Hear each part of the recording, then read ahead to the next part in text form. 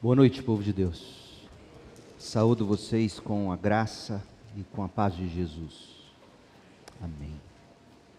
Abra sua Bíblia, por favor, no Apocalipse, no capítulo 3.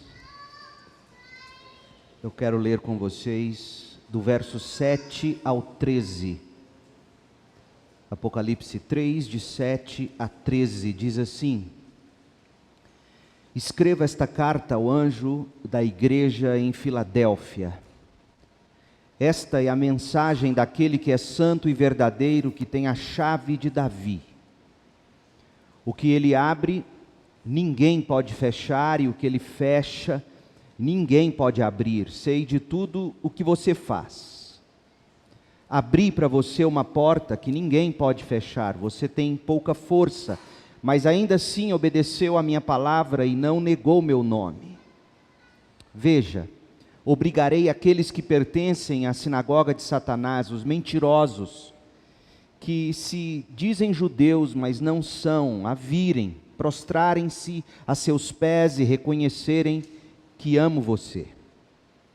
Porque obedeceu a minha ordem, para perseverar, eu o protegerei do grande tempo de provação que virá sobre todo o mundo para pôr à prova os habitantes da terra. Venho em breve. Apegue-se ao que você tem, para que ninguém tome sua coroa. O vitorioso se tornará coluna no templo de meu Deus, de onde jamais sairá. Escreverei nele o nome de meu Deus, e ele será cidadão da cidade de meu Deus, a nova Jerusalém que desce do céu da parte de meu Deus. E também escreverei nele o meu novo nome. Quem tem ouvidos para ouvir, ouça o que o Espírito diz às igrejas. Nossa geração é uma geração obcecada pelas manchetes. As manchetes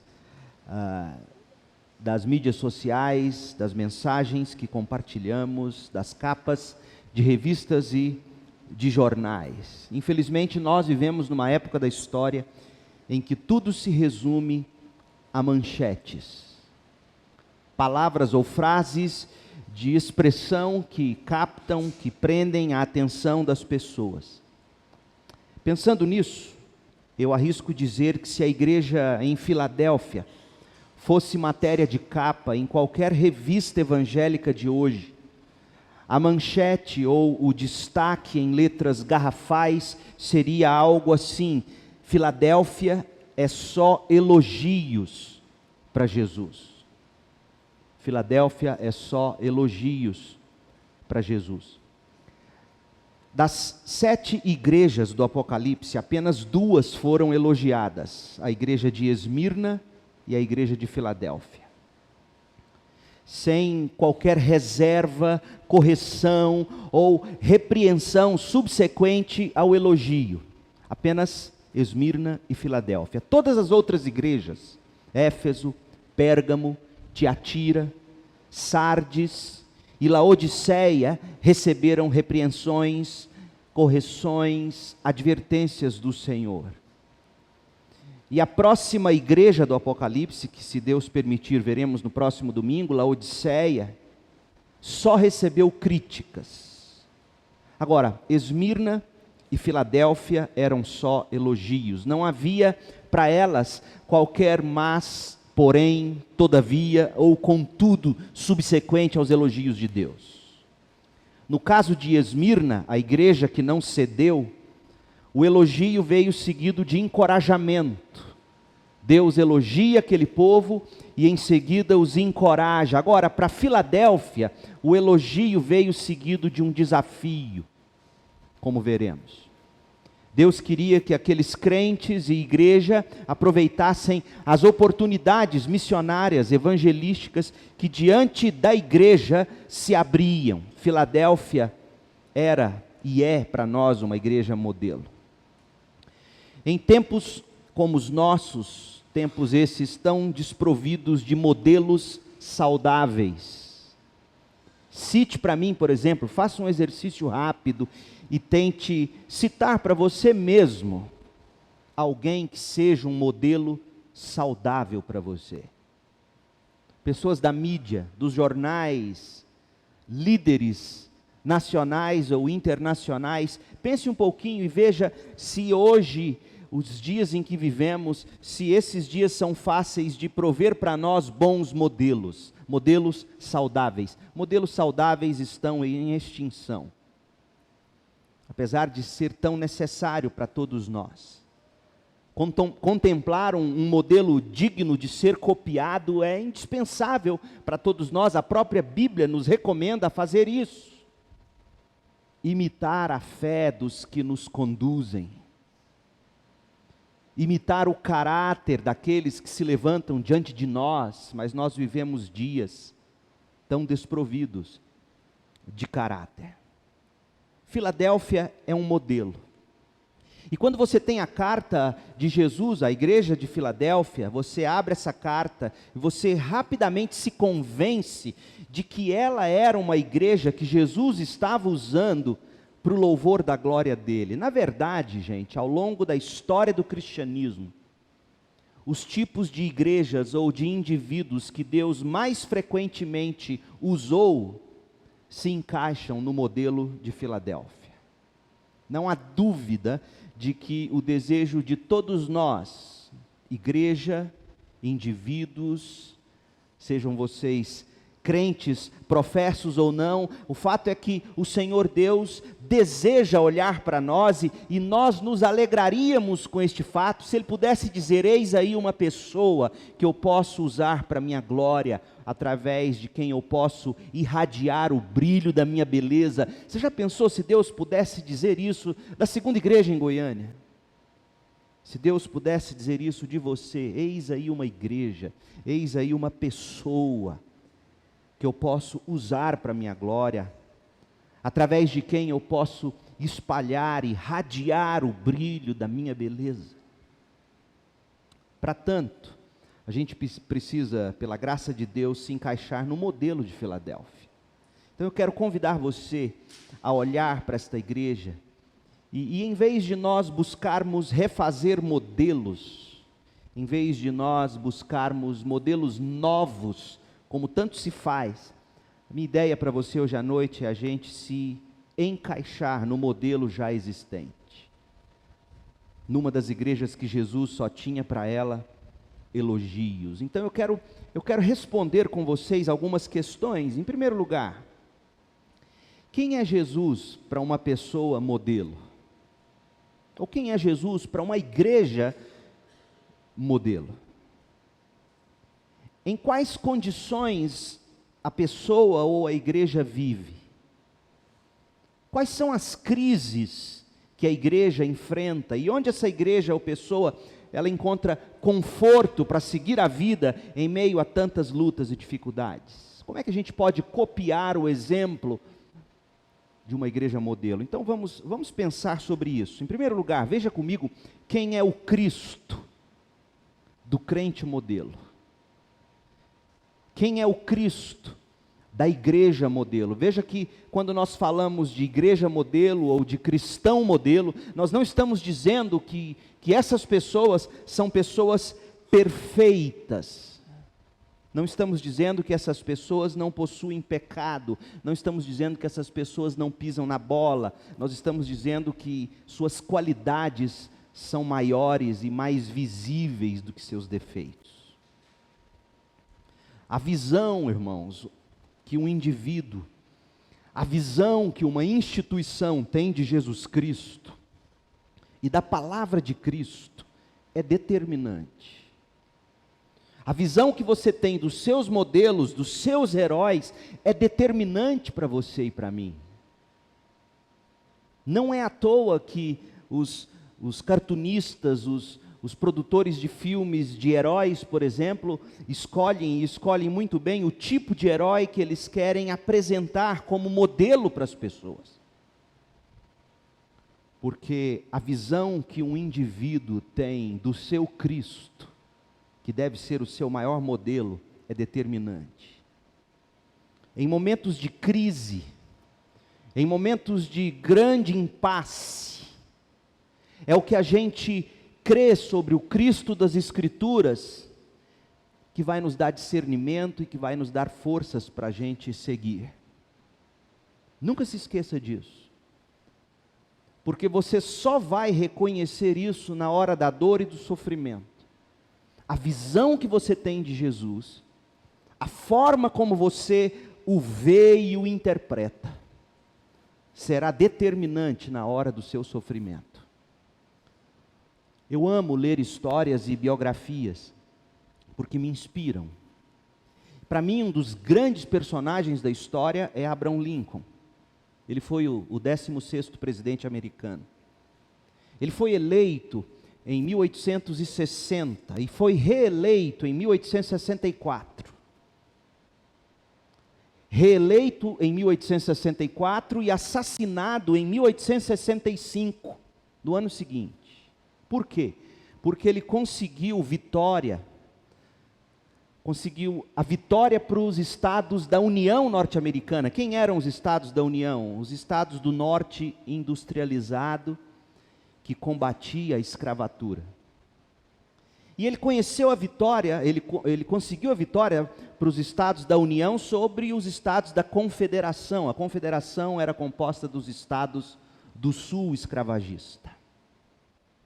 E o que impressiona é a convicção de Abraham Lincoln. A convicção de que ele tinha que manter aquela guerra, mesmo diante de tantos e tantos e tantos sangues sendo derramados, na luta pela absolvição da escravatura. Quando você lê sobre a vida desse homem, os seus biógrafos revelam para nós que a convicção desse homem estava calcada nos atributos de Deus revelados na Bíblia. É impressionante porque a mídia de hoje, essa mídia tirana, que é sim fundamentalista, que é sim xiita, e ai de você se você não se enquadrar no que essa mídia diz. O que essa mídia se esquece de dizer é que na vida de Lincoln, um dos maiores defensores da democracia e dos direitos humanos, afinal de contas ele queria destruir a escravidão. O que sustentou esse homem foi a convicção judaico-cristã, a visão que ele tinha de Cristo. Um de seus biógrafos, chamado Allen Guelzo, um livro fininho que você pode ler pela editora LPIM, livro de bolso, bem fininho, em português. Olha o que ele diz sobre a convicção que guiou Abraham Lincoln em meio a todas as crises daquela batalha. Abre aspas, havia um traço peculiar por trás de tudo que Lincoln fazia. Lincoln chegou a essa decisão, a decisão de manter a guerra para abolir a escravidão. Lincoln chegou a essa decisão, ouça bem e veja o quanto esse tema é relevante nos dias de hoje. Lincoln chegou a essa decisão não como um progressista convicto, mas como um humilde seguidor da vontade divina. Como se a democracia liberal precisasse de algo superior à sua dinâmica secular para superar as questões raciais ou as demandas da política e da guerra civil. Como se a democracia liberal precisasse de algo superior à sua dinâmica secular. O que esse biógrafo percebeu e corretamente é que a democracia liberal, as dinâmicas da democracia secular, elas não são suficientes para manter os direitos humanos. É impressionante isso.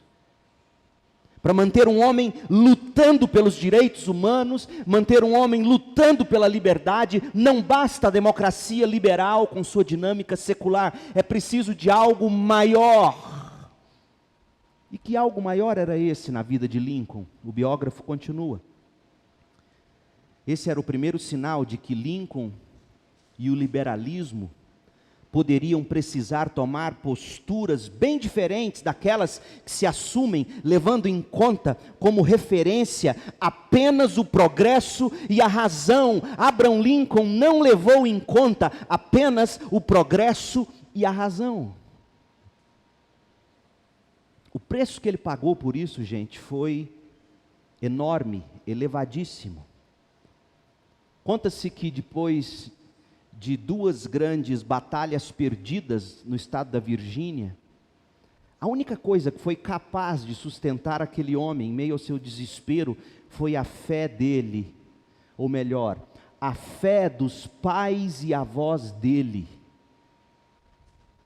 Porque no final da vida de Lincoln, ele não era um cristão, membro de igreja. Ele cria nos princípios do cristianismo, ele se fortalecia por eles, mas ele não era um cristão professo no sentido de frequentar uma igreja. Tanto que depois que ele ganha a segunda eleição, e vocês sabem pela história que ele foi assassinado dentro de um teatro, e vem a crítica evangélica que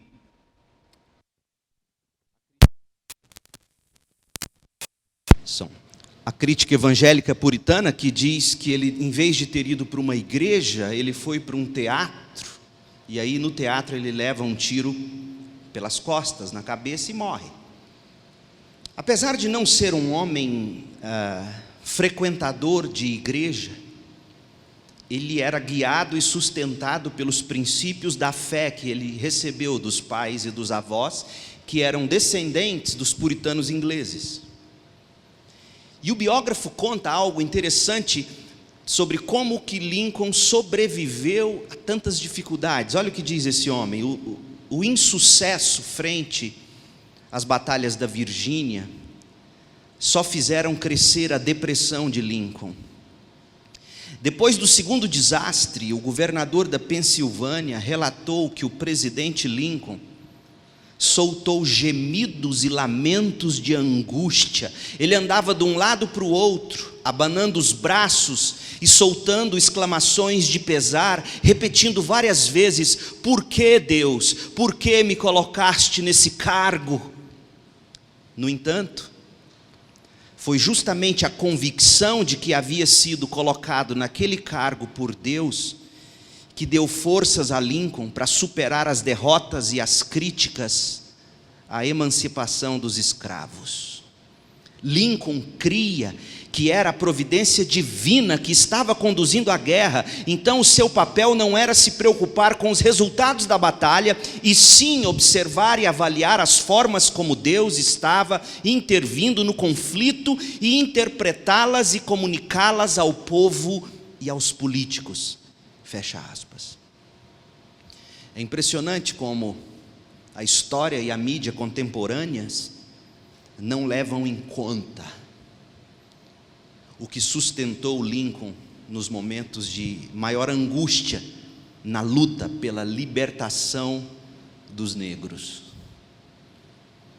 Gente, é com base nesse e noutros incontáveis exemplos, tanto na Bíblia como na história, que a gente afirma o seguinte: a visão que um indivíduo, a visão que uma instituição tem de Cristo, tem da palavra de Cristo, é determinante em qualquer momento ou esfera da vida. Nossas motivações, nossas ações, nossas posturas, elas precisam todas ser ditadas pelo Cristo que nós temos como Senhor sobre as nossas vidas. E quando a gente olha para a igreja em Filadélfia, a gente descobre quem era o Cristo em quem eles criam. E porque eles criam no Cristo, da forma como criam, eles conseguiram ser uma igreja modelo. Pense sobre isso. Toda a nossa cultura e sociedade que hoje abomina a ética judaico-cristã, esse mundo se esquece de dizer que o que sustentou um dos maiores defensores da liberdade foi justamente a ética judaico-cristã. Estamos falando de Abraham Lincoln, por exemplo, dentre tantos outros. Então, quando a gente olha para a igreja de Filadélfia, a gente diz: uau, essa igreja só foi elogios para Jesus. O que a gente descobre é o Cristo em quem eles criam, e porque criam no Cristo, da forma como criam, eles tornaram-se modelo. Quem era Jesus para os filadelfienses? Olhe comigo, em primeiro lugar, veja os atributos de Cristo. as qualidades de Cristo, conforme Jesus se revela a eles. Apocalipse 3:7, escreva esta carta ao anjo da igreja em Filadélfia. Esta é a mensagem daquele que é santo e verdadeiro. Esta é a mensagem daquele que é santo e verdadeiro. Existem dois atributos de Deus aqui, ou de Cristo: santidade e verdade. Qual é o valor de se crer num Deus santo e verdadeiro? Até porque o diabo é o pai da mentira, e todos os outros deuses fabricados pelos homens são mentirosos. Qual é o valor de se crer num Cristo que é santo e verdadeiro? O Cristo santo, ele é separado, ele está acima de tudo, de todos, ele não peca, ele não erra, não há sombra de variação, ele não se compromete com esquemas humanos, ele não toma partidos. Abraham Lincoln, por exemplo, ele cria que Deus não estava. É interessante isso na história do Lincoln. Ele cria que Deus não estava nem do lado do norte dos Estados Unidos, nem do lado do sul, sabia disso? Ele cria que Deus estava do lado da verdadeira justiça. Coisa linda isso. Cristo é Deus santo, separado, mas Cristo também sabe o que a gente sente, se compadece de nós, mas não peca. Cristo não age como um pecador, porque Ele é santo, Ele é separado, Ele é diferente de tudo. Cristo é Deus verdadeiro, porque além de honesto, o termo verdadeiro significa que Ele é real. Então Jesus não é um mito, Jesus não é um mártir, Jesus não é ilusão, nem projeção da imaginação de pessoas que precisam de um ser superior, não. Ele é verdadeiro, Ele é a cabeça do corpo, que é a igreja, Ele é o princípio supremo sobre os que ressuscitam dos mortos, Ele é primeiro em tudo, diz Paulo em Colossenses 1,18. Então era neste Cristo santo e verdadeiro que os filadelfienses criam. E quem crê nesse Cristo santo e verdadeiro, vive para ser modelo para todos os demais. Quem crê no Cristo santo, tem compromisso apenas com a glória e a santidade de Deus e não a sua própria. Quem crê no Cristo verdadeiro, crê no Deus que é real, que é Senhor e que é soberano. Faz toda a diferença. Outra coisa, além dos atributos, o texto de Apocalipse nos mostra os atos do Cristo que os filadelfienses criam. Leia de novo, Apocalipse 3:7 comigo. Escreva esta carta ao anjo da igreja em Filadélfia, esta é a mensagem daquele que é santo e verdadeiro, que tem a chave de Davi, o que ele abre ninguém pode fechar, e o que ele fecha ninguém pode abrir. Sei de tudo que você faz, abri para você uma porta que ninguém pode fechar, você tem pouca força, mas ainda assim obedeceu a minha palavra e não negou o meu nome.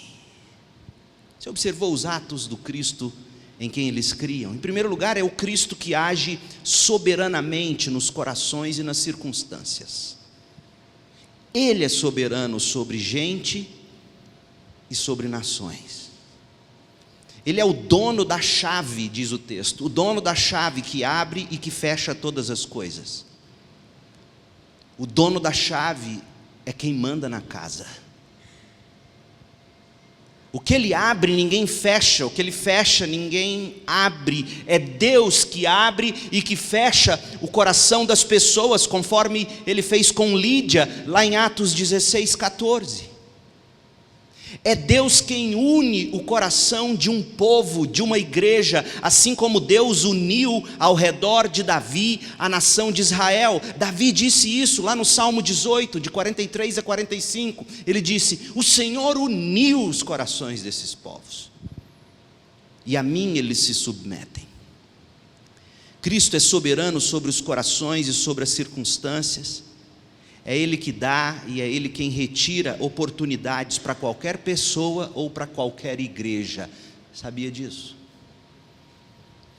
Não somos nós com o nosso jeitinho. ou sabedoria humana. Ele é o dono da chave, não se esqueça disso. Ele abre, ele fecha quando ele quer. Ele abre e ele fecha corações, ele une, ou se ele não agir, não há união. E é ele quem dá e quem retira oportunidades.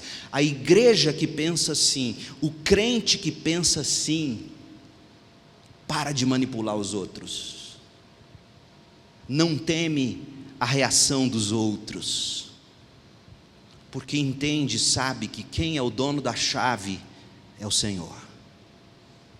O Cristo, aqui também diz o texto, o Cristo dos filadelfienses, ele age de forma onipresente, ele sonda e ele sustenta as nossas vidas, porque o texto diz no verso 8, que ele conhece a estrutura dos crentes.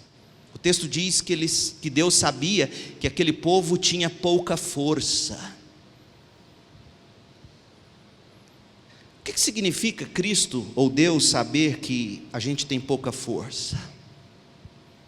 Significa que Deus sabe o peso exato que Ele pode pôr sobre o meu e os seus ombros. Ele nunca vai nos dar um peso além da conta, para não quebrar nossos ossos.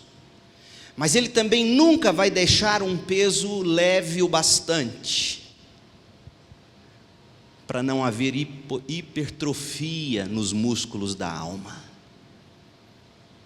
É como você com seu personal training na academia, e aí ele vira para você e fala assim: está pesado demais, diminui a carga, vai danificar seus ossos. Ou ele passa e dá um toque no seu ombro e diz assim: põe mais peso, não vai aumentar o músculo dessa forma. O Senhor Jesus sabe a medida exata das cargas que os nossos ombros aguentam. Ele sabe que nós somos de pouca força. Então quem crê nesse Cristo, no Cristo que é santo, verdadeiro, soberano, onipresente, sustentador, gente que crê nesse Cristo vive para a glória de Deus e vive a ponto de se tornar modelo para os outros. Porque se nós formos honestos, a gente vai descobrir que muito pouca gente crê num Cristo assim. Talvez creia da boca para fora, mas não crê no coração, muito menos na conduta. Reflita sobre isso.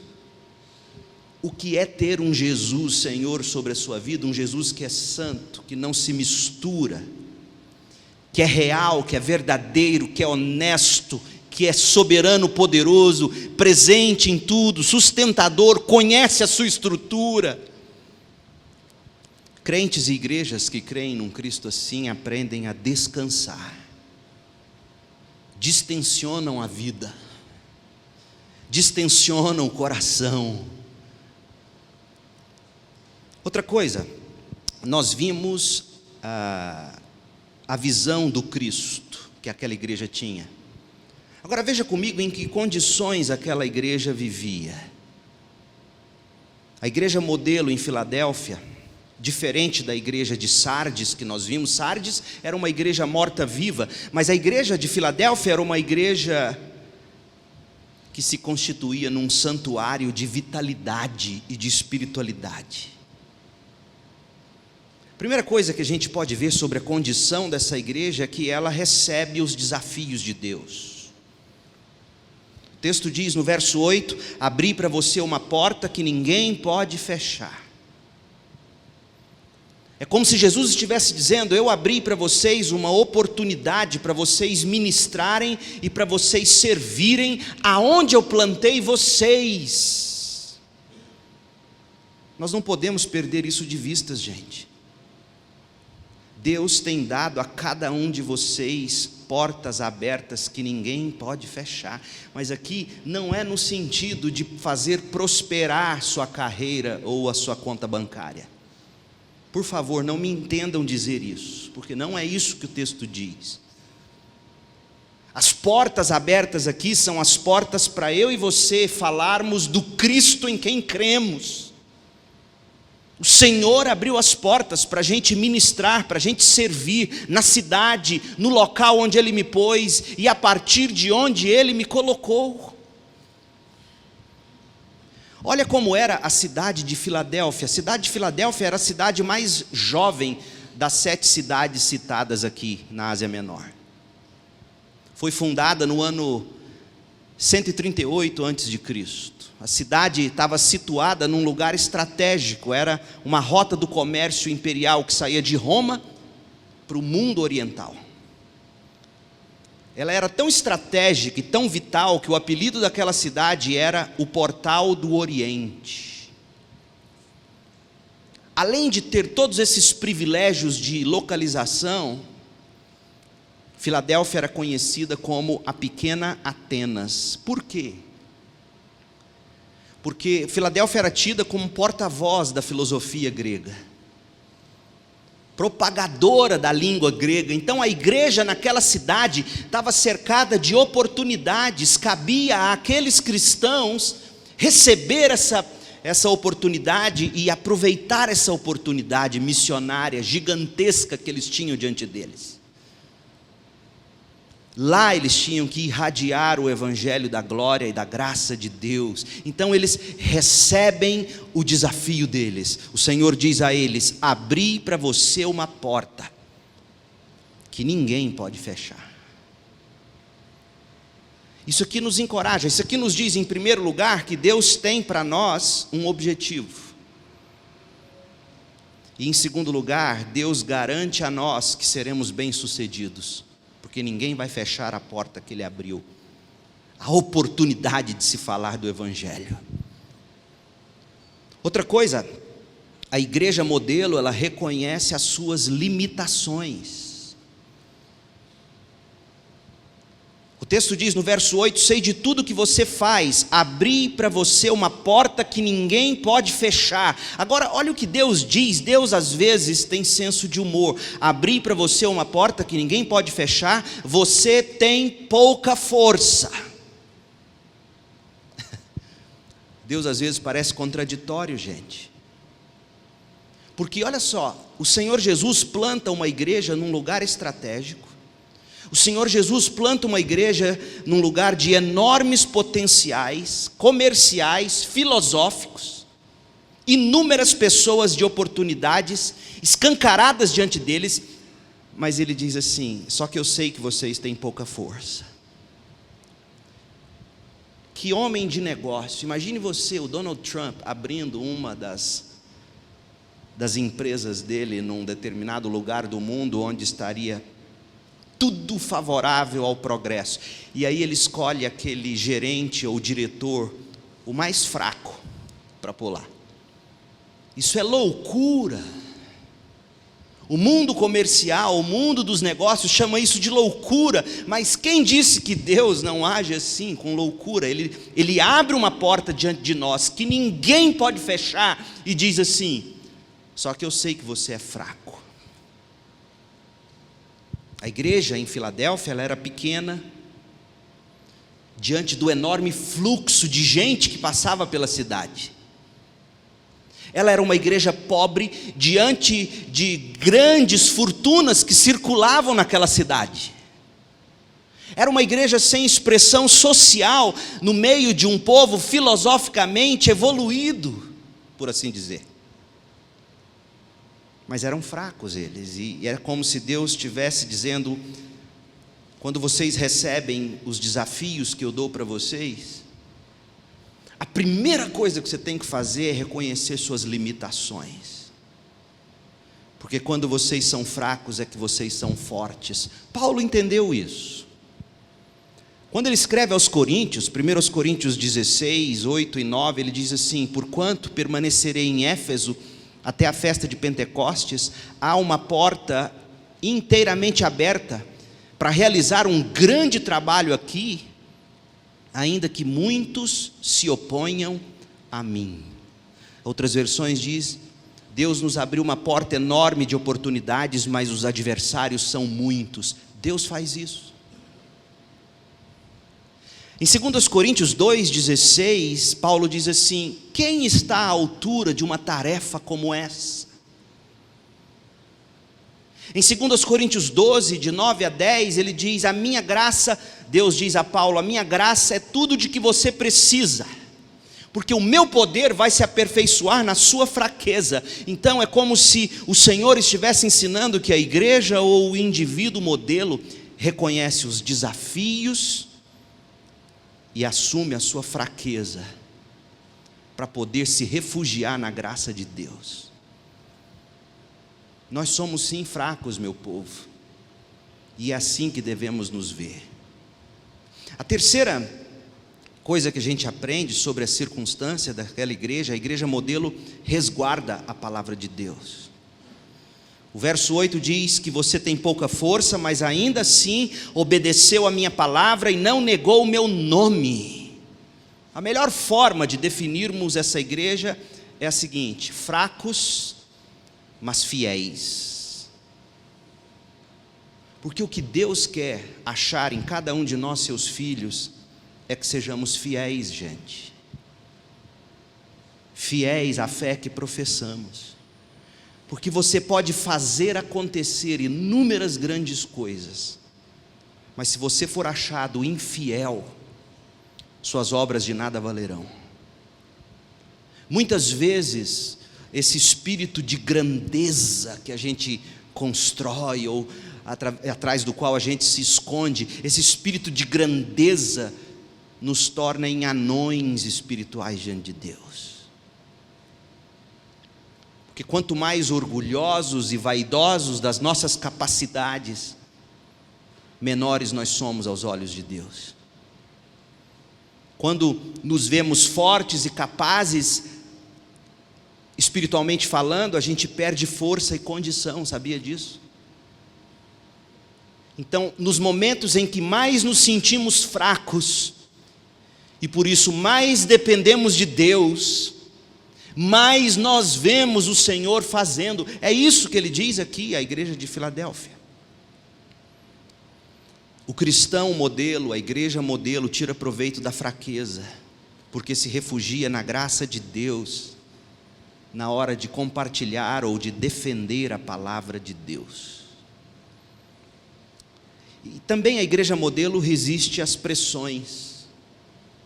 A igreja modelo vive sob pressão. As pessoas que se colocam como modelo de Cristo no mundo, elas sofrem perseguições e terríveis. O texto diz assim, versículo 9: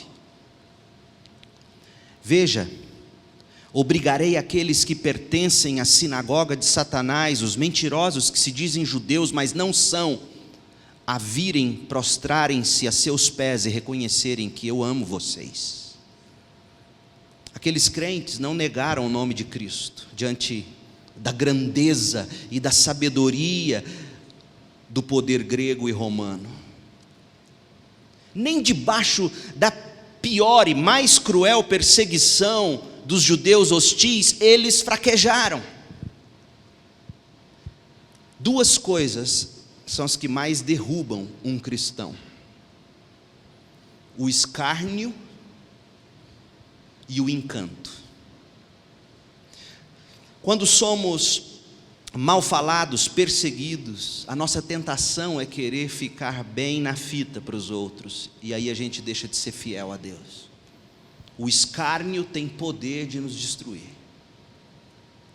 O encanto também.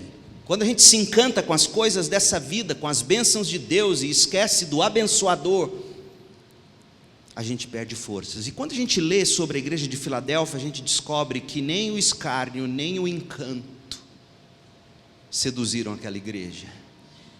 A perseguição não os fez calar, e o encanto comercial, o encanto filosófico, a sabedoria daquela cidade não diminuiu o ardor cristão no coração daquele povo.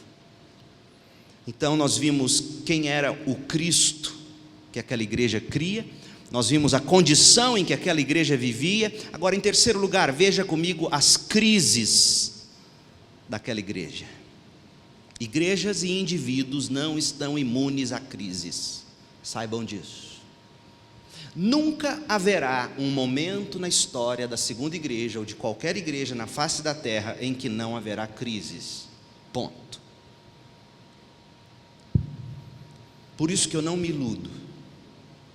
Nunca haverá um momento em que eu vou poder dizer assim: não tem crise naquela igreja. A verdade é a seguinte: quanto mais próximos da vontade de Deus, mais crises a gente vai enfrentar. E a analogia é simples. Imagine você, um caça, um avião de guerra caminhando para bombardear um país inimigo. Quanto mais próximo do alvo a ser atingido aquele avião se coloca, mais o radar das baterias antiaéreas captam aquele avião, e mais vulnerável a ser abatido ele se encontra. Então digamos que eu tenha que bombardear Anápolis. Quanto mais próximo de Anápolis, mais vulnerável a ser abatido. Mas se eu tiver que bombardear Anápolis e me dirigir a São Paulo, está tranquilo. Então o crente e a igreja tem que pensar da seguinte forma: quando tudo está muito bom, espera aí, será que você está no alvo?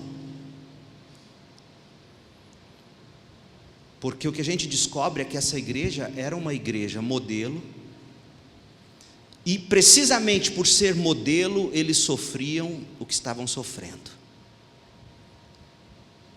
A igreja modelo, o crente modelo, não é aquele que busca em Deus não ter problemas, é aquele que busca em Deus forças para resistir à pressão. Então, quais eram as crises daquela igreja? A perseguição acirrada dos falsos crentes. Veja, verso 9: obrigarei aqueles que pertencem à sinagoga de Satanás, os mentirosos que se dizem judeus, mas não são, a virem, prostrarem-se a seus pés e reconhecerem que amo você. Por que Jesus diz que faria isso com os inimigos da igreja?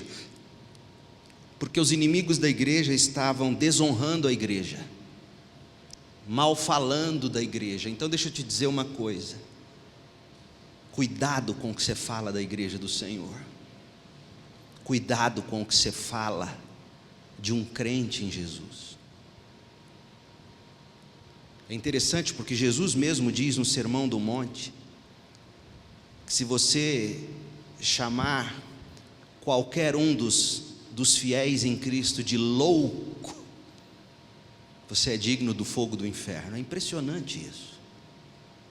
Então aquela igreja estava sendo desonrada, mal falada, caluniada, perseguida, e o Senhor Jesus diz para eles: resistam a essa pressão, porque na hora certa, esses que maldizem vocês são mentirosos, porque eles dizem ser crentes, não são, eles são mentirosos. Na hora certa, essas pessoas vão honrar vocês, e vão saber que eu amo vocês. Então a perseguição acirrada dos falsos crentes. Em segundo lugar, a gente descobre que aquela igreja corria o risco de parar de perseverar. Verso 10: porque obedeceu a minha ordem para perseverar, eu o protegerei do grande tempo de provação que virá sobre todo o mundo para pôr à prova os habitantes da terra. Jesus estava dizendo: vocês têm perseverado até aqui, minha graça tem sustentado vocês, mas eu vou ter que redobrar isso, porque as provações aumentarão, e se minha graça não sustentar vocês, vocês não preservarão. A proteção divina no momento de crise, ela é questionada, e olha Deus assegurando o cuidado dele no verso 11: eu venho em breve, apegue-se ao que você tem, para que ninguém tome sua coroa. Gente, aquela igreja enfrentou crises, a perseguição dos falsos crentes, a pressão e os problemas que aumentavam, e a qualquer momento eles corriam o risco de parar de correr a corrida da fé, e Deus então vem e garante que continuará com eles, e a proteção divina sendo aqui questionada. como é que esse povo se confortava diante de tanta coisa? Como é que eles conseguiram ser gente modelo? Então, para eu terminar, deixa eu dizer para você o que confortava aquela igreja. Eu quero que você perceba comigo o que deve confortar o coração de um cristão no mundo em que a gente vive. O que deve confortar o coração de uma igreja. Porque a forma como eles encontravam conforto no Cristo em quem eles criam, fez aquele povo perseverar em meio às crises, e fez aquele povo atravessar as suas condições desfavoráveis. Então, naquilo em que você busca conforto, lembre-se, vai determinar se você vai correr a corrida da fé ou não. Olha só, a primeira coisa, no que esse povo buscava conforto, era na estima divina. A estima divina. O verso 12 diz que o vitorioso se tornará coluna no templo de meu Deus. Por que Jesus diz isso? O vitorioso se tornará coluna no templo de meu Deus. Era costume na cidade de Filadélfia você homenagear os nobres e ilustres cidadãos com uma coluna erigida em nome daquele cidadão de destaque. Então eles tinham ali a galeria da fama, da mesma forma que em Hollywood eles têm a calçada da fama. Colunas com nome de homens nobres e honrados aos olhos da sociedade. E é bem provável que não havia qualquer coluna com o nome de um crente em Filadélfia. Porque o mundo não honra o crente. O mundo odeia o crente. E diante disso, diante de um mundo que não honra a sua fé, que pelo contrário critica você, acaba com você, diante de um mundo que honra mazelas e maldades, que dá risada daquilo em que cremos, como é que você encontra conforto? Você encontra conforto sabendo que, independentemente dos homens erigirem ou não colunas ao seu nome, você será uma coluna do templo de Deus no céu. Aquele que honra o Senhor, o Pai o honrará, diz João 12, 26. Então busque conforto no fato de que homens e mulheres podem negar a você o devido reconhecimento, e eles vão negar a você o devido reconhecimento. Filhos negam isso aos pais. Para se ter uma ideia, e muitos aqui infelizmente sabem disso, até filhos crescem para a gente vê-los negar a honra devida ao pai e à mãe. E vem o Senhor e diz: não importa quem tenha negado a você a honra devida, lembre-se, se você caminha no Evangelho do Senhor Jesus Cristo, você se tornará coluna no templo de meu Deus, o Pai o honrará. Em segundo lugar, além dessa estima divina, existe a estabilidade eterna. O vitorioso se tornará coluna do templo de meu Deus, de onde jamais sairá. Por que Deus diz isso? Bastava ter dito que ele seria uma coluna, mas Deus faz questão de acrescentar que essa coluna jamais seria removida. Na região de Filadélfia existia vários terremotos, e quando vinham daqueles fortes, todas as colunas erigidas eram derrubadas. E como se não bastasse, naquela região também, além dos abalos sísmicos que derrubavam as colunas, as casas, soterravam as colunas e os nomes famosos, além disso, nos arredores daquela cidade tinha um vulcão que, quando entrava em erupção, derramava suas lavas, e essas lavas inundavam tudo que via pela frente. E à medida em que a lava ia tomando conta da cidade, essa lava ia cobrindo histórias e memórias. E aí vem o Senhor e diz: além de fazê-los coluna, eu quero que vocês saibam que terremoto algum jamais derrubará vocês, e lava de vulcão algum jamais enterrará vocês. É Deus garantindo a nós a estabilidade eterna, a estabilidade que um namoro não garante, que um casamento não garante, que o trabalho não garante, que pessoas não garantem, a estabilidade que homens e coisas dessa vida não garantem, mas Deus em Cristo garante. No muito ou no pouco, com fartura ou com necessidade, o importante é você ter o Cristo no seu coração. Então existe aqui a estima divina, existe aqui a estabilidade eterna, e Jesus fala também da eternidade garantida. Verso 12: escreverei nele o nome de meu Deus, e ele será cidadão da cidade de meu Deus. Aqui em Filadélfia, vocês são considerados gentalha. Vocês são considerados cidadãos de última categoria, pelo simples fato de dizerem que creem no Senhor Jesus Cristo. Mas lembrem-se, vocês são e serão cidadão da cidade de meu Deus, a nova Jerusalém que desce do céu, da parte de meu Deus, e também escreverei nele o meu novo nome. Gente, as tragédias da vida podem até derrubar as coisas, soterrar histórias, destruir esperanças, abater almas cansadas, mas a graça de Deus promete vida eterna aos que creem no Senhor Jesus Cristo. Eu acho lindo o que Jesus diz em Lucas 21, verso 18: mas nenhum fio de cabelo de cabeça se perderá, é pela perseverança que obterão a vida eterna. A eternidade é garantida. E aqui também tem o encanto que se renova. Eles tinham a esperança nisso. Nós vivemos numa época que gosta de novidades, não é verdade?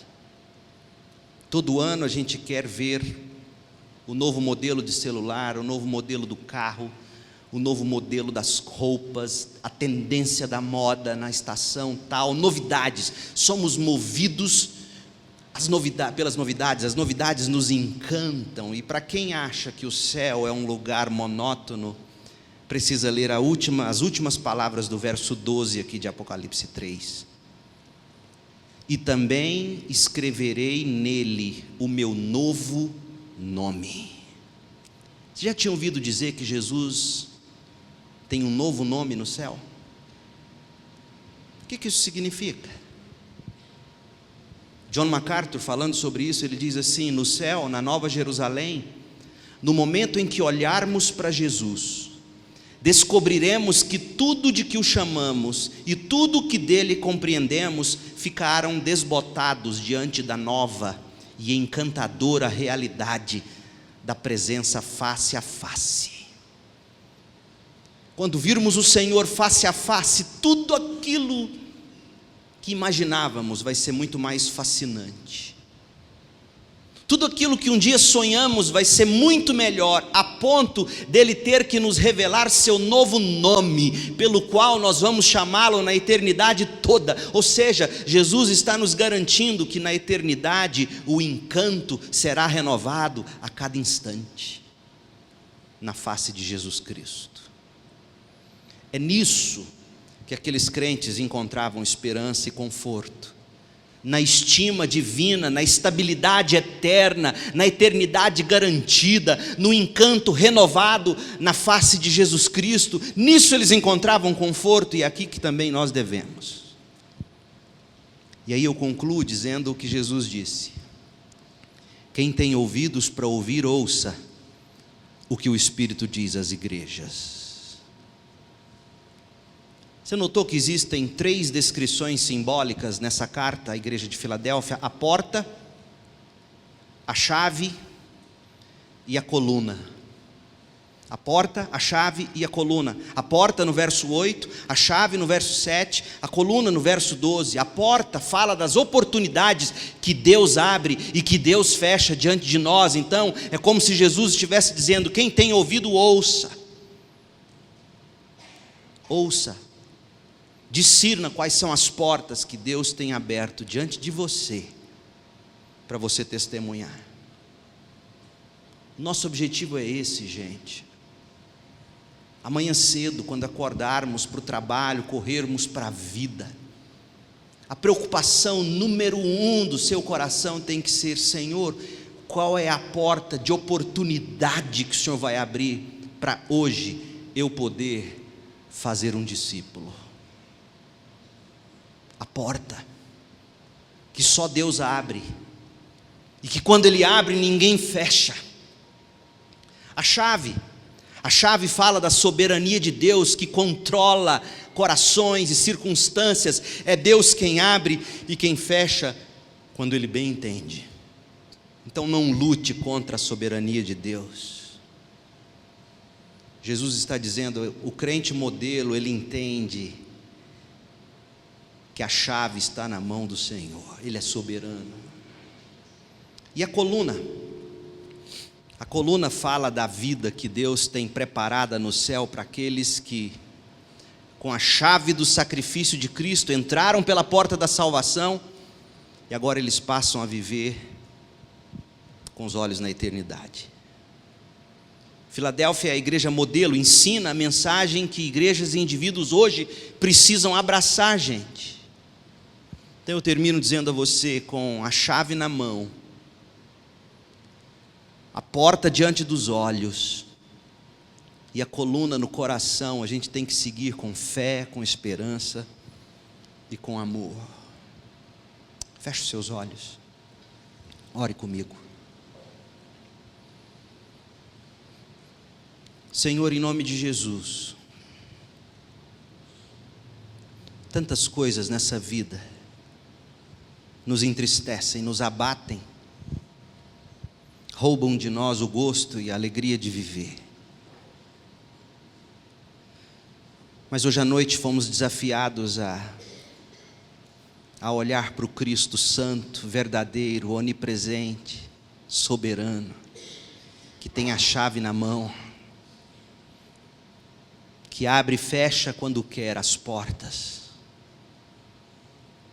Ó Deus, que o nosso coração se encante com esse Cristo, que possamos buscar conforto na estima que o Senhor tem pelos seus filhos, na estabilidade que o Senhor garante a nós. Ó Deus, com a garantia da eternidade, e que o Senhor renove a cada dia o encanto pela face de Jesus no nosso coração. Nós precisamos disso, Pai. Que o Senhor tenha misericórdia de nós, em nome de Jesus, amém.